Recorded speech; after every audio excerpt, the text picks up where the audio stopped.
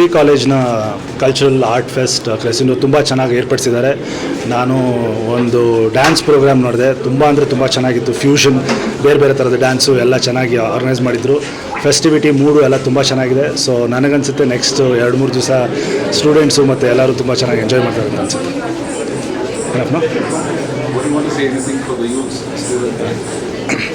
ನಾನು ಹೇಳಿದಾಗೆ ಈ ನಾವು ಪಡ್ಕೊಂಬಂದಿರುವಂಥ ನಮ್ಮ ಊರಿರ್ಬೋದು, ಇಲ್ಲಿನ ಮರ ಗಿಡ ಇರ್ಬೋದು, ಎಲ್ಲ ನಮ್ಮ ಹಿಂದಿನ ಜನಾಂಗದಿಂದ ನಮಗೆ ಕೊಟ್ಟಿರುವಂಥ ಒಂದು ಆಸ್ತಿ.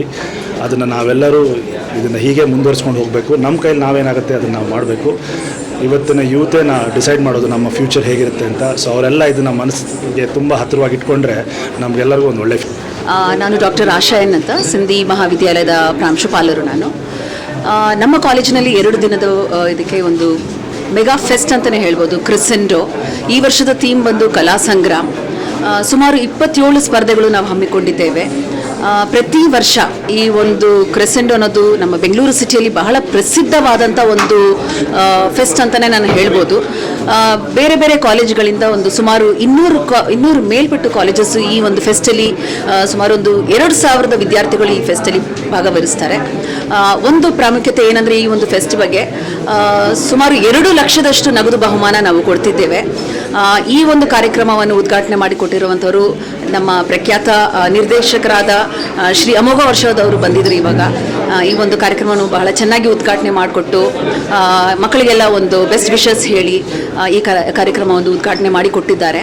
ಹಾಗೂ ನಮ್ಮಲ್ಲಿ ಪ್ರತಿ ವರ್ಷದಂತೆ ಎವ್ರಿ ಇಯರ್ ಈ ಒಂದು ಕಾರ್ಯಕ್ರಮ ಇನ್ನೂ ಮೇಲೆ ಹೋಗ್ತಾನೆ ಇರುತ್ತೆ. ಇದಕ್ಕೆ ಒಂದು ಸ್ಫೂರ್ತಿ, ಇದಕ್ಕೆ ಒಂದು ಸಹಕಾರ ನಮ್ಮ ಸಿಂಧಿ ಸೇವಾ ಸಮಿತಿ, ನಮ್ಮ ಸಿಂಧಿ ಸೇವಾ ಆಡಳಿತ ಮಂಡಳಿಯವರು, ಅವರ ಸಹಕಾರ, ಅವರ ಒಂದು ಸಪೋರ್ಟ್, ಅವರ ಡೆಡಿಕೇಶನ್.